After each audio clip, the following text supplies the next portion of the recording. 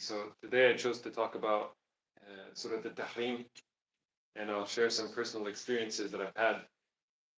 Allah says famously in Surah Al-Tahrim, Surah 66, أعوذ بالله من الشيطان الرجيم يا أيها الذين آمنوا قوا أنفسكم وأهليكم نارا وقودها الناس والحجارة وقودها الناس والحجارة عليها ملائكة غلاظ شداد لا يعصون الله ما أمرهم ويفعلون ما يؤمرون. Believers, protect yourself and your family from the hellfire, or a fire that is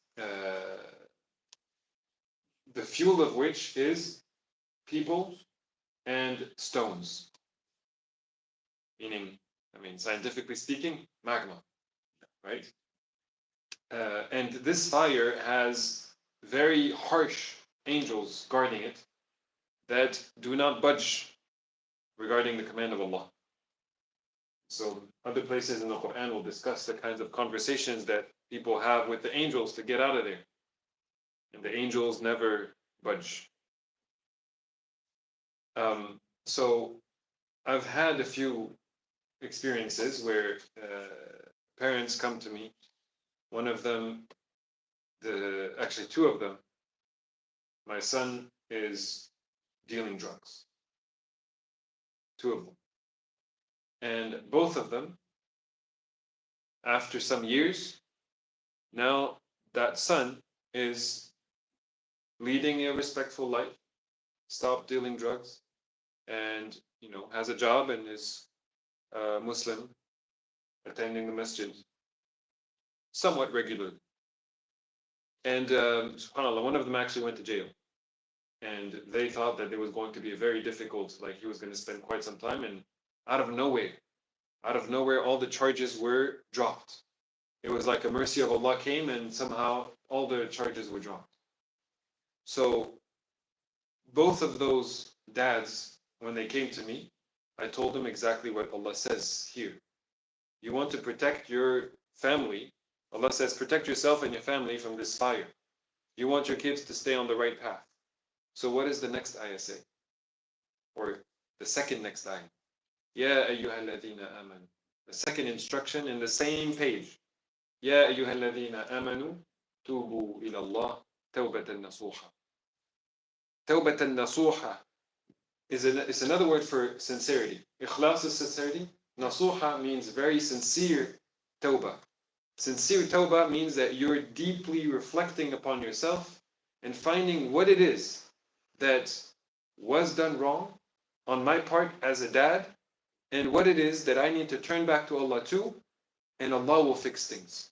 So this first one, he was in jail and they had no hope. They had no optimism that anything was going to be dropped. And then out of the blue, just nothing, just came home with nothing. This is because the dad looked deep and did tawbah. He turned back to Allah and he recognized that there's some things that he was doing wrong. He told me, for example, that he has a co-worker who's Muslim, and every single morning when he sits at his desk, he says a few adhkar before he starts his workday. And he realized that he's not doing it. He's not doing dhikr. He's not mentioning Allah. He's not living his life at work based on Allah's guidance. So this is something that he changed. And this is what he shared with me. Maybe there's many other things that he didn't want to share with me that he changed. Because this is what Allah says. You want to help people around you, yourself and your relatives, to stay on the right path.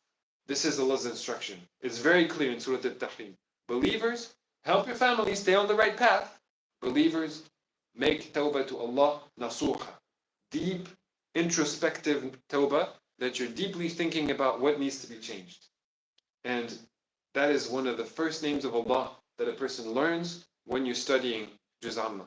Innahu kana tawwaba. Allah loves it when people make tawbah. What's the point of Allah being tawwab if people don't make tawbah? SubhanAllah. So that's a very important instruction in Surah Al-Tahrim, Surah 66.